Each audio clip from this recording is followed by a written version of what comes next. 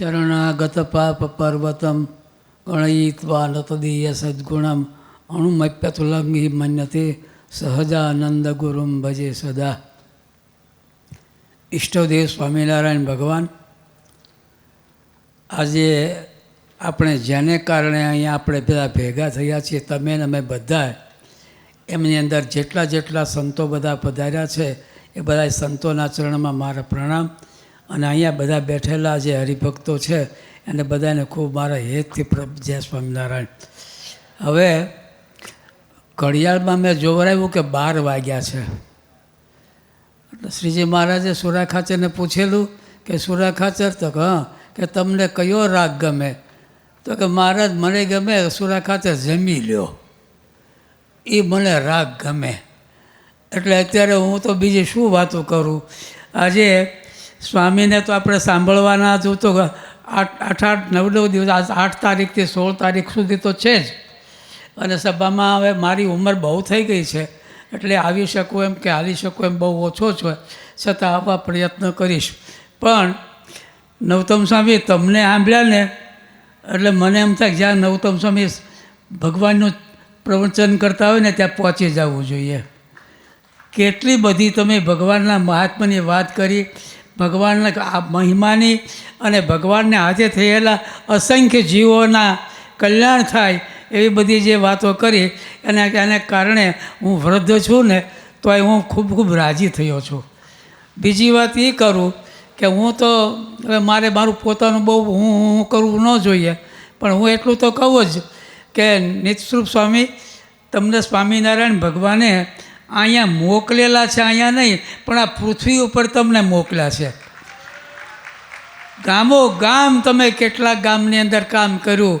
અને મારે ને તમારે તો બહુ વર્ષો તો સંબંધ છે, એટલે નાનપણથી તમને જોઉં છું ત્યારથી જ વિચારું છું કે આ મોટા થશે ત્યારે શું કરશે, મોટા થશે ત્યારે શું કરશે. અને એ આજે હજુ તો મોટા નથી, હજુ અધવચ્ચે પહોંચ્યા છો, ત્યાં તમે આમ જુઓ તો ખરા, ક્યાંય આંખો આમ કેમ કાંઈ દેખાય નહીં એટલી આ પ્રજા બધી બેઠી છે. અને આવું એક ગામમાં નહીં, તમે ગામો ગામ જ્યારે ઉત્સવો કરો છો ત્યારે ભગવાને તમને કેટલી શક્તિ આપી છે. મને એવું લાગે છે કે એ વખતે તમે શ્રીજી મહારાજે જે 500 પરમહંસ હતા ને એમાં તમે ભેગા હશો જ, તો જ આટલું બધું કાર્ય થઈ શકે. નગર તો કેમ થાય? કહો હાલો, મારે હોય તે કરવું છે, મને ખબર છે કેમ કામ થાય. કારણ કે અત્યારે છે ને આ મોંઘવારીમાં જો બધા બેઠા ને તો આવ્યું પાડે છે ભલા, પણ આપણે કીધું હોય ને કે એટલા રૂપિયા અહીંયા મોકલો તો તરત કે સ્વામી હમણાં તો રહેવા જ છે નહીં, એમ તરત કે. આ મોંઘવારીનો આટલો બધો દિવસ, એની અંદર તમે આવો મોટો ઉત્સવ કર્યો. હું અહીંયા મહિના દિવસ પહેલાં આવેલો, તે મને હારે હતા ને એણે કહ્યું કે આ છે ને સભા મંડપ છે, આ છે તે ભોજનાલય છે, આ છે. ત્યારે હું વિચાર કરતો હતો કે આવડો મોટો સભા મંડપ જ્યારે નિત્યસ્વરૂપ સ્વામી આવ્યા છે ત્યારે થશે, ત્યારે મને એમ લાગે છે કે આ મંડપ નાનો પડશે. એ વખતે મને એવું લાગતું હતું, કારણ કે તમને ઘણા વર્ષોથી ઓળખું છું ને, એટલે ભગવાને તમને આપેલી જે શક્તિ છે એ શક્તિનો સદુપયોગ તમે જ્યારે આવા કાર્યમાં જ કરો છો. અને બીજું ઠીક, રાતના તમે જે ઘર સભાઓ કરો છો ને ત્યારે હું સાંભળું છું, અગર તો હું જોઉં છું ને ત્યારે મને એમ થાય છે કે આ સાધુ ક્યારે સૂતા હશે અને ક્યારે જાગતા હશે.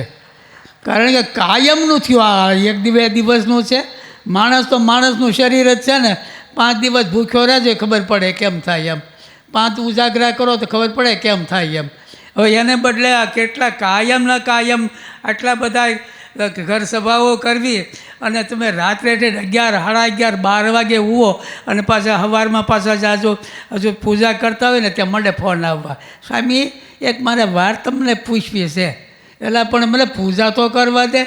તો કે ના, પણ મારે બહુ ઉતાવળ છે ને એટલે તમને પૂછી તો લવ જ એમ. એટલે કહેવાનું શું છે કે તમારે આટલી બધી શક્તિ ભગવાને તમને આપી છે, જેને કારણે તમે આવા મોટો બધા ઉત્સવો કર્યા છે. અને આવા એક ઉત્સવો નહીં, ઘણા ઉત્સવોની અંદર હું આવું છું અને હું જોઉં છું ભગવાને તમને જે શક્તિ આપી છે એ શક્તિ આ હરિભક્તો તમારા ઉપર પ્રેમ ભાવ રાખે, તમારા પર પૂર શ્રદ્ધા રાખે, તમારા જે શિષ્યો છે એને કેટલી બધી પ્રવૃત્તિ કાયમ રાતદી હોય તો કાયમ હસતા જ હોય. હું તો ઘણી વખત મંદિરે જાઉં ને તો તરત ઊભા થઈ અને બાલુ સ્વામીને બધા આવો સ્વામી કરે ત્યારે મને એમ થાય કે આટલા બધા સંતોને કેટલી બધી પ્રવૃત્તિ તો છતાં એની નિર્માનીપણું કેવું.